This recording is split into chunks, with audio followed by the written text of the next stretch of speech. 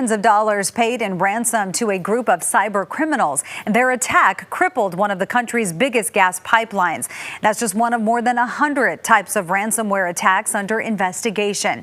KPIX5's Ellen Martin asked CBS News correspondent Jeff Pegues about them. The first thing I got to ask is, do we know why these cyber attacks have become more prevalent? Is it just easy pickings for these hackers?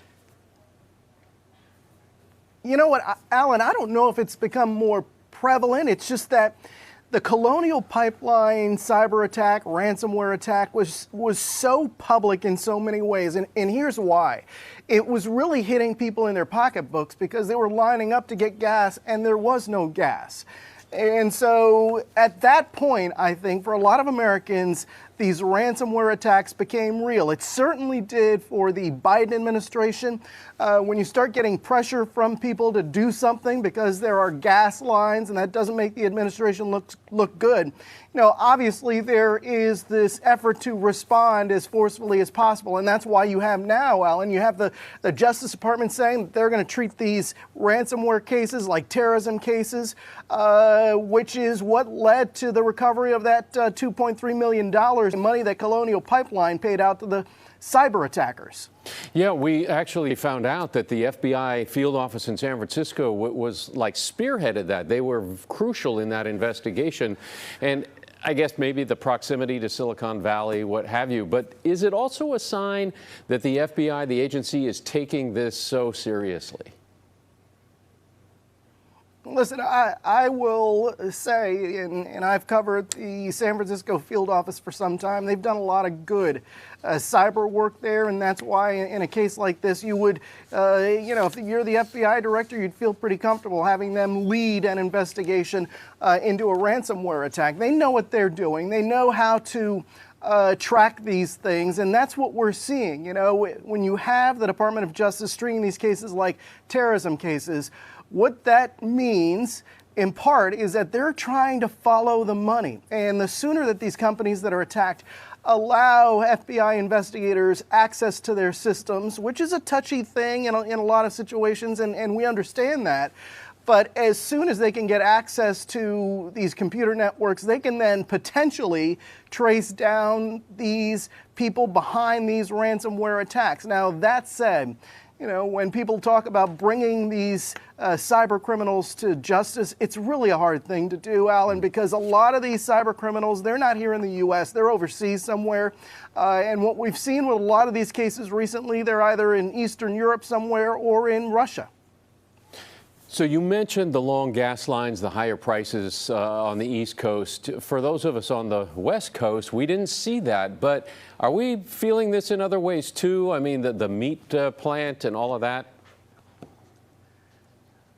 Well, exactly, and that's the thing. Even though Colonial Pipeline affected people on the East Coast for the most part, it is an example of what can happen, and this is something that, frankly, the government has been concerned about since at least 2015, as these ransomware attacks are really kicking into gear. You know, initially, a lot of these criminal hacking groups were going after hospital systems, and then it became, you know, they were going after cities. But the major concern for law enforcement in this country for some time now has been the prospect that these criminal gangs would start targeting critical infrastructure, whether it's the food supply, whether it's the electrical grid, which, frankly, the Russians did in 2015 in the Ukraine, which served as a lesson for the U.S. government.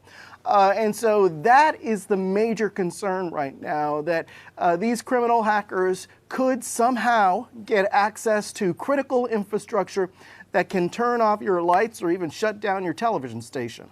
So what should the private companies, what should the government agencies, the utilities, what should they all be doing about this? Well, and this is something, Ellen, that law enforcement talks about a lot because they want to get the message out. You know, it's like protecting your home. You have to make sure that the doors are locked. You know, these cyber criminals, they look for vulnerabilities in the system. And if, you know, they set out these, what they're called phishing emails, where if you click on a link and they get into your system, they can do a lot of damage. So you have to really update your computer procedures and, educate your employees. And really all of us in this day and age need to be educated about the possibility of these kinds of cyber intrusions, even in your personal life, because there are sadly, so many targets out there for these cyber criminals. And so you just have to step up your cyber hygiene, if you will, to make sure that you're plugging all those potential holes that they try to exploit. That's a great way to put it. So the head of Colonial appeared before the Senate committee to answer some questions. What do you think were the key takeaways? Well, I think what really stood out to me was the deliberation process that Colonial Pipeline went through to come to the decision to actually pay that ransom, because government officials have been telling companies, don't pay the ransom, because if you pay the ransom, these kinds of criminal gangs will come after other targets. It's an incentive for them to keep on going, to keep doing what they're doing. And so when the Colonial Pipeline CEO said on Capitol Hill that they made the decision early on to pay this ransom because the pressure was on them to deliver this fuel supply to certain points across the eastern seaboard. And so there was a lot of pressure on them to keep their services up and running. And so they felt this need to pay this ransom, not on the first day, which was May 7th, but on the second day is actually when they went through with the payment. But as we learned on that second day, the FBI was involved. They were able to track the payment, which allowed the FBI cyber agents to get into this digital wallet that DarkSide, which is the hacking group linked to the Colonial Pipeline incident. And that's where they were keeping and storing all this money.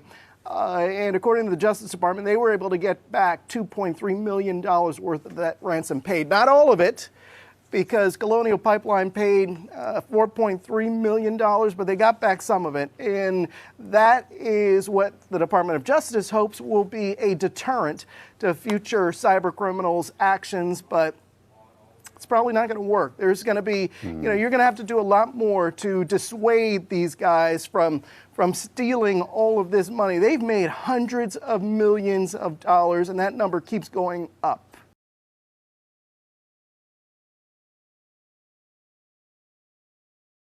Reaction when you heard that figure?